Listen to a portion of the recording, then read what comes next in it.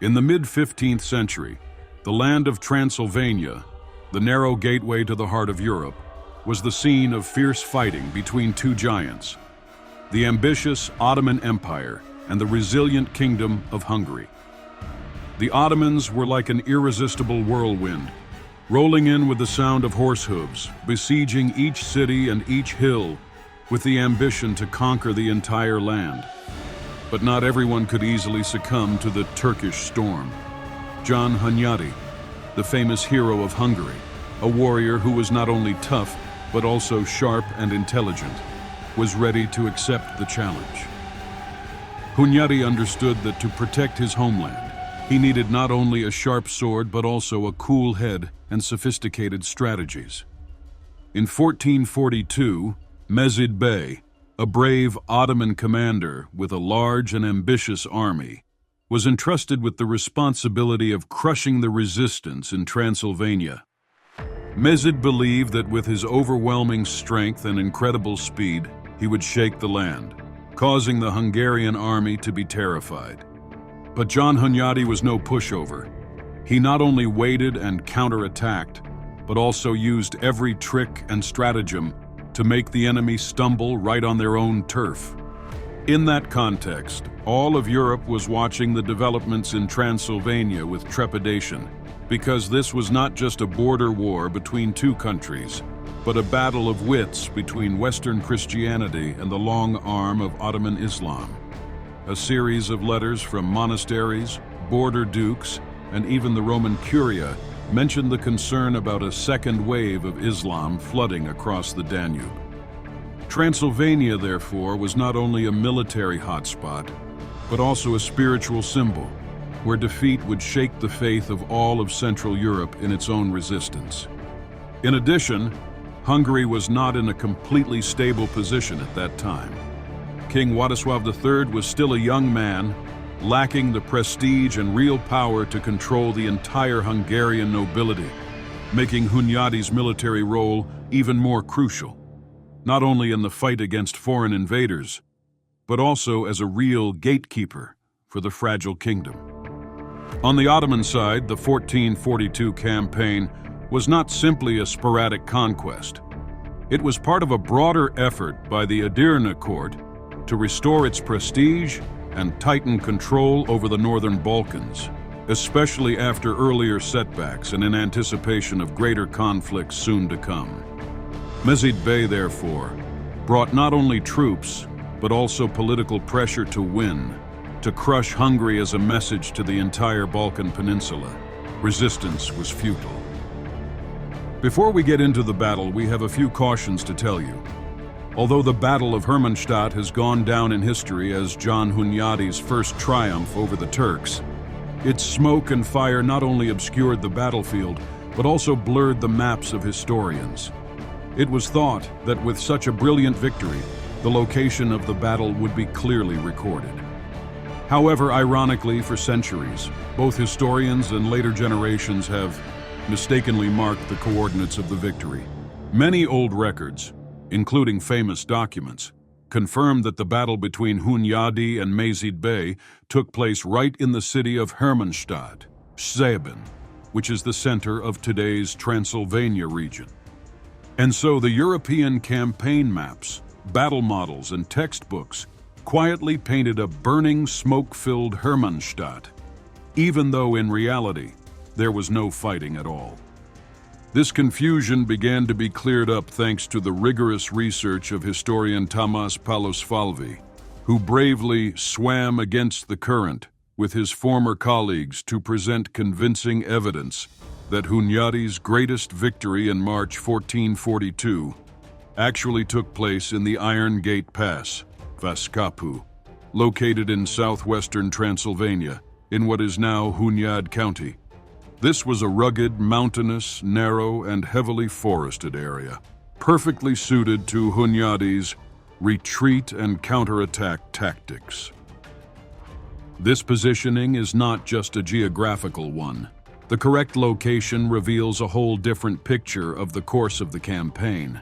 Instead of waiting for the Ottomans to attack the main city and then fight back, Hunyadi deliberately lured the Mezid army into difficult terrain, ambushed them at a choke point, and used the narrow pass to break the enemy formation. It was the historian Ottokar Sekeli who first located the battle at the Iron Gate Pass, and contemporary documents largely support this view, including letters, military reports, and monastic diaries. However, Palosfalvi also pointed out that many modern authors continue to repeat the mistakes of older sources, insisting on placing the battle at Sabin because they are used to writing that way. And so the greatest battle of Transylvania in the 15th century remains somewhat misrepresented in the public consciousness, simply because of the habit of repeating errors of previous generations of historians. Another detail that has also caused posterity to misunderstand Hunyadi's role in this campaign, according to Palosfalvi, in the first battle that took place before March 22nd, Hunyadi was not even present in person. He may have coordinated remotely or authorized the militia and Sekeli forces to carry out the first interceptions.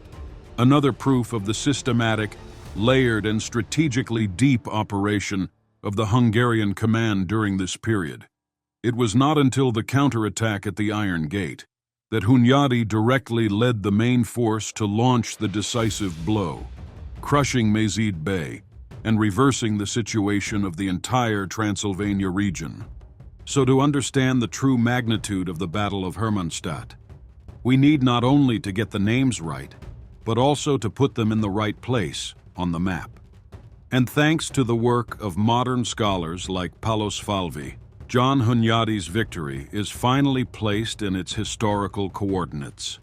In the middle of dense forests and narrow passes, where Sekeli and Turkish blood stained the treacherous slopes of Vaskapu, a place without walls like Sabin, but narrow enough for history to turn. The winter of 1441 had just receded, and the frosts of Transylvania had not yet thawed, but the shadow of war was already looming over the Carpathian Mountains.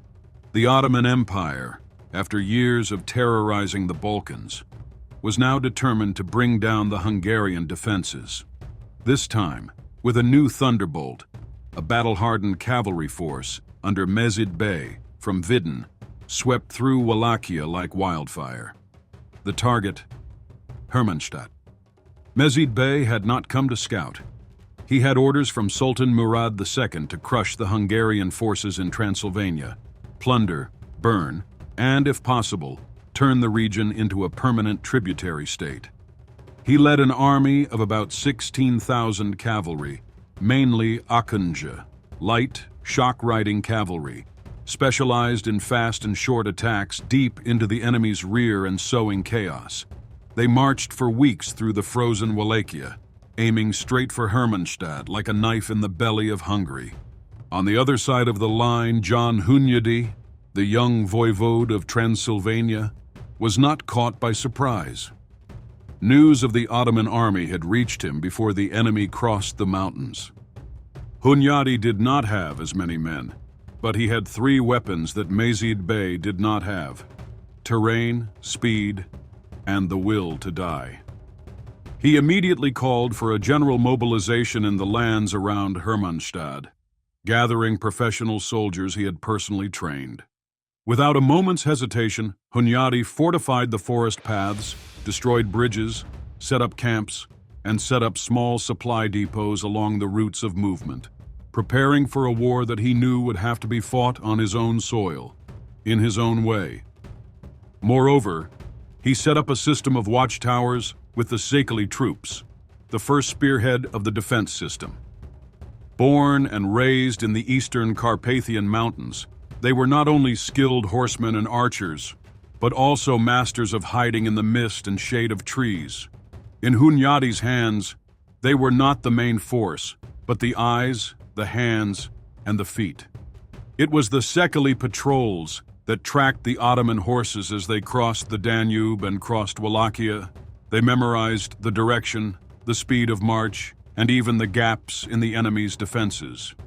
Without exaggeration, The Sekeli reconnaissance groups provided Hunyadi with a complete picture of the enemy's campaign, long before the battle broke out. In addition, the Hungarian militia and the native Germans of Hermannstadt, Sibiu, who were residents of autonomous towns, played an irreplaceable role. They were not as well trained as professional soldiers, but they knew every hill and trail around the city. And most importantly, they had a vital reason to fight: to protect their families, their homelands, and the survival of the proud Saxon community on the frontier. Hunyadi did not use them as spearheads of attacks, but gave them a key role in defense, transportation, and sabotage of enemy logistics. Finally, it is impossible not to mention the intelligence and counterintelligence network that Hunyadi built, a rarity in the medieval era. He had served at Sigismund's court, had extensive connections among the Balkan nobility, and used these connections to gather information from merchants, clergy, and even pro-Hungarian Wallachian nobles. Thanks to that, Hunyadi knew quite well about the force that the Ottomans would send, even the name of the commander, Mezid Bey, and his preferred tactics. He may not have known the details of Sultan Murad II's plans, but he knew enough to turn Hermannstadt into a perfect trap. While the Ottomans marched proudly, the Hungarians prepared in silence. From the monasteries on the hills to the fishing villages along the river, weapons were reforged, horses were shod, and food was stored in secret. Hunyadi did not intend to hold Hermannstadt to the death. He intended to turn Hermannstadt into a trap, and the Transylvanian mountains would be his sword. Not one to wait passively for the enemy to come, Hunyadi arranged the battlefield like a living chessboard. Lure the enemy forward, lure them deep, and then close the trap. He divided his army into many small, flexible, mobile groups, which he used to blind the enemy and make Mezid Bey think that Hungary was only a scattered remnant army. But in fact, Transylvania was tightening like a drawn bow, just waiting for Hunyadi to release the string. On March 18, 1442, the weather was still cold, with a light mist covering the valleys around Hermannstadt.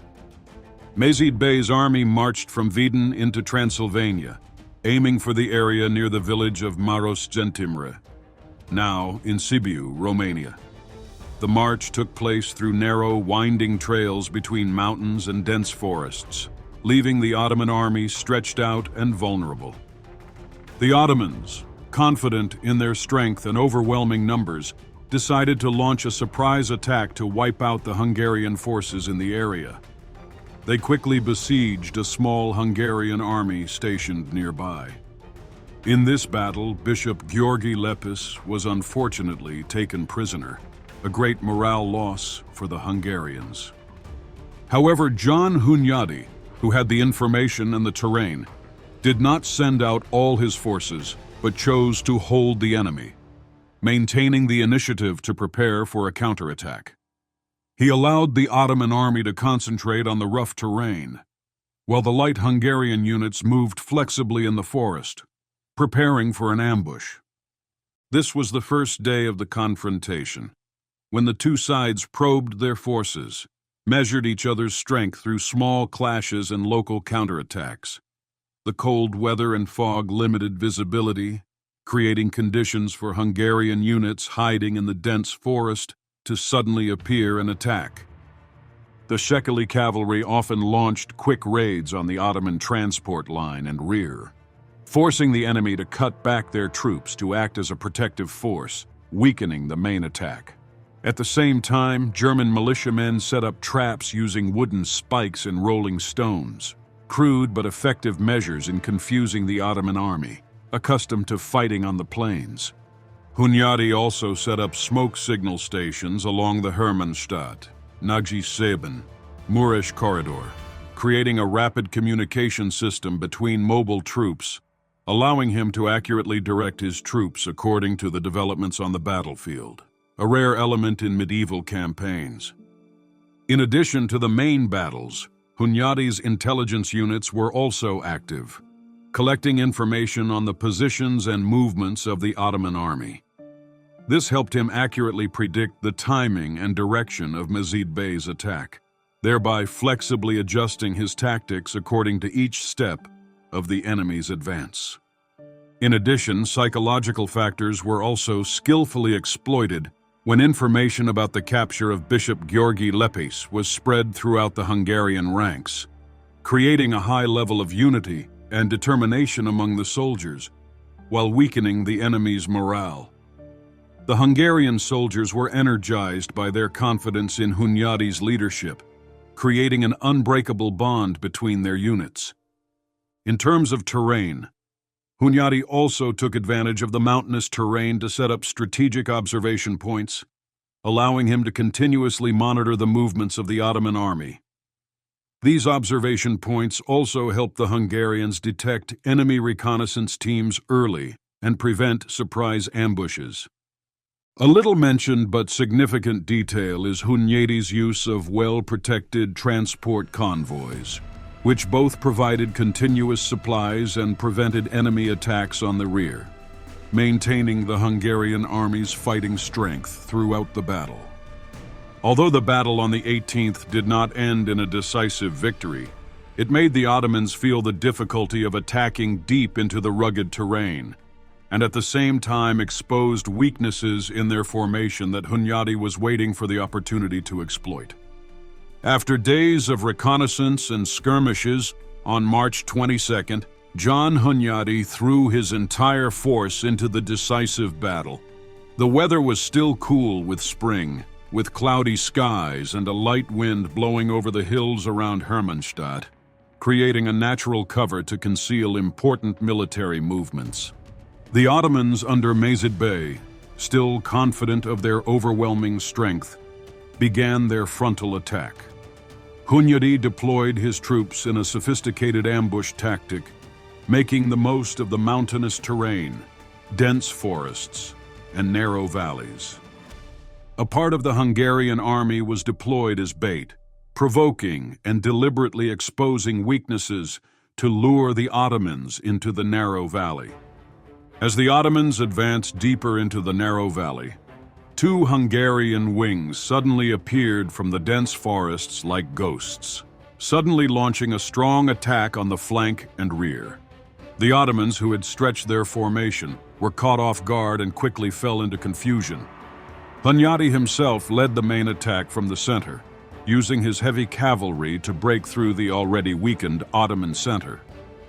Hand-to-hand combat between Hungarian officers and Ottoman generals created an atmosphere of utter chaos, where even a small mistake could turn the tide of the battle. On the left flank, Saxon militiamen set up fire and signal flares, creating the illusion of a larger force than it actually was, forcing Mezid Bey to send troops to help, inadvertently exposing the right flank and allowing the Sekeli cavalry to attack from behind. In this fierce battle, Mezid Bey was killed on the battlefield. The commander's death shattered the Ottomans' will to fight. Hunyadi quickly mobilized the cavalry to pursue, turning the chaos into a chaotic retreat, leaving many Ottoman soldiers dead or captured. According to some sources, within a few hours of Mezid Bey's death, more than half of the Ottoman army was destroyed or completely disintegrated. Hunyadi also set up barricades of horse carcasses and wooden stakes to block the retreat, forcing the enemy to retreat into the dense forests, where the Hungarian night hunters were waiting. Hunyadi's resounding victory not only relieved the siege of Hermannstadt, but also slowed down the Ottoman advance in Transylvania, strengthening the Hungarian army's confidence and will to resist invasion. It also placed John Hunyadi in the ranks of outstanding strategists of late medieval Europe, a man who not only knew how to fight, but also knew how to arrange battles, set traps, and seize the golden moment to change history. The victory at Hermannstadt in March 1442 marked a critical turning point in the broader conflict between the Kingdom of Hungary and the Ottoman Empire. This battle was not just a tactical success. It cut off the Ottoman Empire's advance into Transylvania, a strategic frontier region of the Hungarian kingdom, and the last shield defending Central Europe from the advancing Muslim armies from the south. In the years leading up to the battle, Ottoman forces and their Wallachian vassals had carried out regular raids across the Carpathians, torching villages, enslaving civilians, and forcing local lords to pay tribute. Transylvania, though mountainous and defensible, was often treated as a buffer zone, expendable and vulnerable. But the Battle of Hermannstadt reversed that equation. For the first time, a major Ottoman invasion force was completely annihilated, and leading this unlikely victory was John Hunyadi, not a king nor a high-born magnate, but a frontier commander from a noble family of modest origin who had just begun to make his mark on the European military stage. Strategically, Hermannstadt represented Hungary's resurgence as a formidable defensive power in Eastern Europe, halting the seemingly unstoppable Ottoman momentum from the Balkans to the gates of Transylvania. It delivered a direct blow to Sultan Murad II's dominance, forcing the court in Edirne to pause its Central European campaign and reevaluate its entire Balkan strategy. And far from remaining on the defensive, Hunyadi quickly seized the initiative, launching a counter-offensive that penetrated deep into Ottoman-held Bulgaria. Within months, he would score stunning victories at the Battle of Niš, followed by the Battle of Kunovica, where an Ottoman prince was captured alive, a rare and humiliating moment for the empire. The impact of Hermannstadt also rippled through European diplomacy. It galvanized political will among the anti-Ottoman states, the Balkan lords, the papacy, and notably the Kingdom of Poland, once hesitant, now began to view Hungary as the most capable center of resistance against the rising Muslim power. The battle, therefore, was not merely a military engagement, but a catalyst for coalition building, and John Hunyadi began to emerge in European imagination as the shield of Christendom, heir to a role once filled by Byzantine emperors and Balkan princes. From a region ravaged by raids and fire, Transylvania became the launching ground for a larger counter-offensive movement. And Hermannstadt was the first foundational stone, a blade thrust into the heart of the Ottoman Balkan plan, and a clear declaration that Hungary was ready not just to survive, but to strike back. Although the overall war between the Kingdom of Hungary and the Ottoman Empire in 1437 to 1442 was still long and fiercely fought, the Battle of Hermannstadt in March 1442 became a turning point that neither side could ignore. A turning point where both sides struck, both shed blood, and ultimately, both suffered, each in their own way. The Ottomans lost heavily because of complacency and arrogance. They believed that a moderate army, under a seasoned bey like Mezid, would be enough to crush the resistance in Transylvania, a land they had once considered an empty buffer zone. They did not foresee that Hunyadi was not a local warlord, but a visionary strategist, building a comprehensive defense structure with militias, scouts, and an effective network of internal connections. Mezid Bey's death was not only a loss of men, but also a blow to the morale of the Ottomans, who for the first time had been defeated by an indigenous East European alliance without the support of a larger Western alliance. For Hungary, the victory was at a loss. Behind the glory was a heavy price. The frontier militia, ill-equipped and ill-trained, fought relentlessly for weeks, suffering heavy losses to drive the Ottoman army across the Carpathians. The logistics in Transylvania were exhausted after the campaign, food stocks were depleted, horses were worn out, and armor was damaged. Many of the frontier's best swordsmen were left in the jungle, while the German Saxon towns and local nobility began to worry about the sustainability of the resistance. John Hunyadi won the battle, but it was a victory that left him urgently needing to consolidate his army, stabilize his rear, and deal with a host of domestic problems. Instead of resting on his laurels, however, John Hunyadi immediately consolidated his forces, rallied his militia, and prepared for a major counterattack. When the Ottomans sent a new army under Shehabeddin Bey into the Danube, he was ready, and so the Battle of the Iron Gate began. Not on a familiar plain, but between steep cliffs and the rushing Danube, where every step was a gamble of life and death. The rugged terrain of the Iron Gorge, where the Danube is squeezed between two mountain ranges, had long been seen as a natural gateway to the Balkans, a key point from which its holder could extend his power to both the east and the west.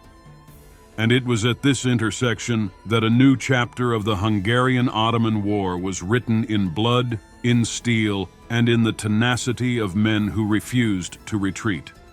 No more defensive battles or surprise attacks. The Iron Gate was a place where two wills collided head-on. On one side was John Hunyadi, now a symbol of Hungarian resistance, determined to turn the Transylvanian frontier into a springboard rather than a fragile wall. On the other hand was the new Ottoman army, led by Shehabeddin Bey, on a mission to avenge the defeat of Hermannstadt and restore the order the empire had taken for granted.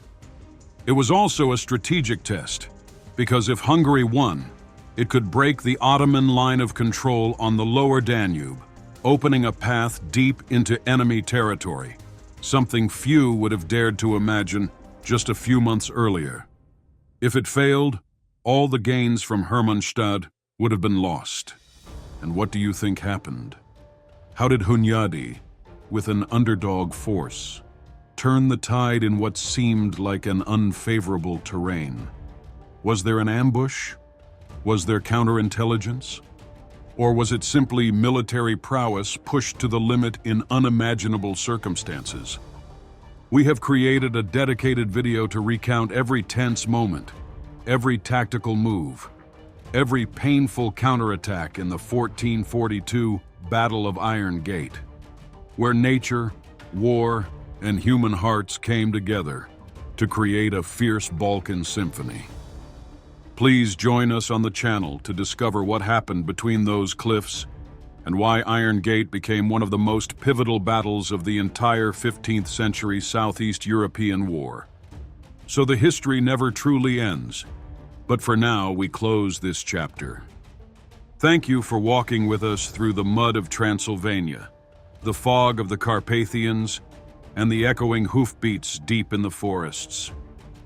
We'll keep telling history our way, not glorifying anyone, not condemning anyone, just telling what happened, with all its shadows, contradictions, and a touch of irony for fate itself.